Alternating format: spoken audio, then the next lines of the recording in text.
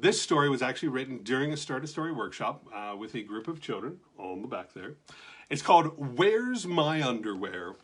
And the story was actually started by Aiden, Jackson, Kiriana, Luke, Rowan, Sarah, and Ted. Now let's check this out, shall we? Now, again, as I read these limited edition books, I'm not going to turn it around to show you the pictures that are in the book because there aren't any.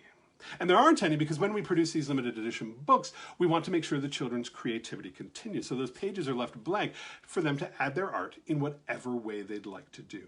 And so if you'd like to go through this process and build your very own book, you can actually go back through my video section on my Facebook page there, and you'll be able to look at Build a Book parts 1, 2, and 3 and follow along and begin your own process of building your very own book. So tonight, where's my underwear? Prince Specklebottom got out of bed one fine spring morning and began to get dressed. The strong spring breeze blew into Prince Specklebottom's bedroom and snatched his lucky underwear right off his bottom. The prince was swept up off his feet and landed on his back, clumph. And he watched helplessly as the strong spring breeze whoosh, blew his underwear around the room and out the window. "No!" cried the prince. Prince Specklebottom scrambled to his feet and pulled his pajamas back on. He ran to his bedside table, pulled out the emergency whistle that was used for scenarios just like this, and he blew as hard as he could. Beep! The high-pitched squeal of the whistle alerted Pidgey, the royal rainbow pigeon. The prince's princely pink underwear had a tracking device sewn into the waistband, and Pidgey's infrared rainbow vision made the pigeon the only one able to track down the lucky underwear. "It seems to be headed for the city," Pidgey reported, staring with squinted eyes from the prince's bedroom windowsill. "Where's my underwear?" cried Prince Specklebottom as they hurried through the city. "There!" shouted Pidgey, pointing with one wing to a pink dot high up in the sky. They watched as the underwear came floating down above a restaurant patio and landed in a gentleman's drink. Ew. The gentleman, he didn't notice. The gentleman took a big gulp of his drink, and the underwear, it went splat right on his face. "Ugh, yuck, yuck, yuck," shouted the gentleman, and then he threw the princely pink underwear into the street, where it promptly fell into the sewers. "Where's my underwear going?" cried Prince Specklebottom. The prince and Pidgey followed the sewer grates through the city until they reached the lake, where they came upon a very tall moose having a bath. The moose was admiring its reflection in the water. The prince and Pidgey could see why. The prince's princely pink underwear, that's a mouthful, the prince's princely pink underwear was stretched across the moose's antlers.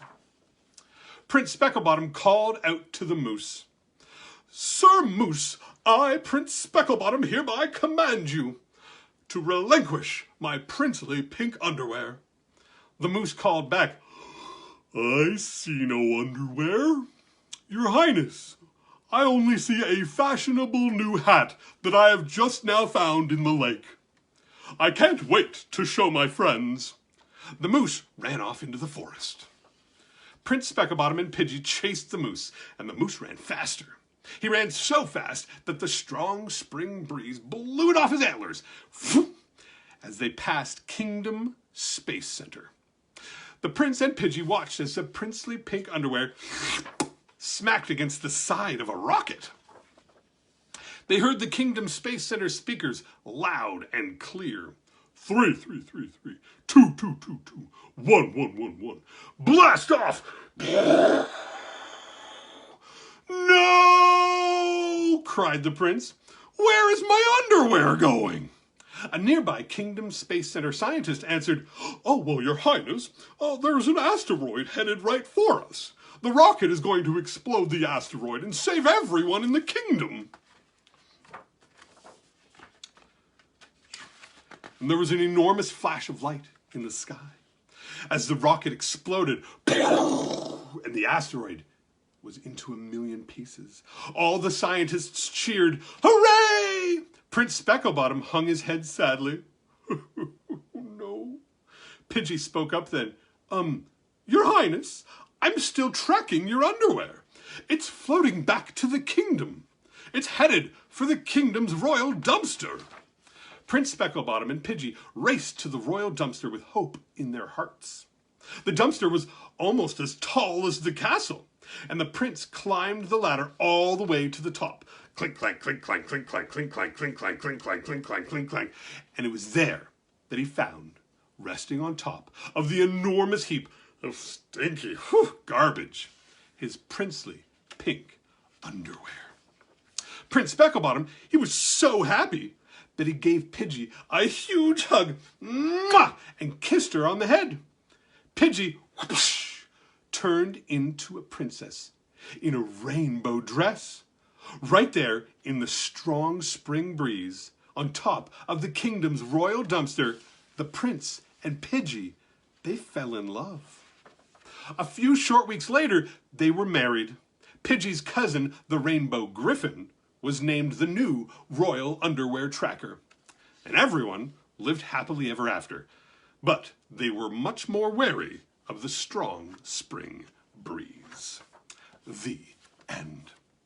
So, ladies and gentlemen, that is story time tonight. It was a lot of fun putting those stories together. Where's My Underwear being put together at Start a Story Workshop. And we'll have more story times coming up next week. So stay tuned on my social media at Tim Wrights, whether it's Facebook, Twitter, Instagram, for the next date for the storytelling. I believe it's going to be Tuesday night. But check into the schedule there. And of course, thank you again to my wonderful new young author, Vanessa.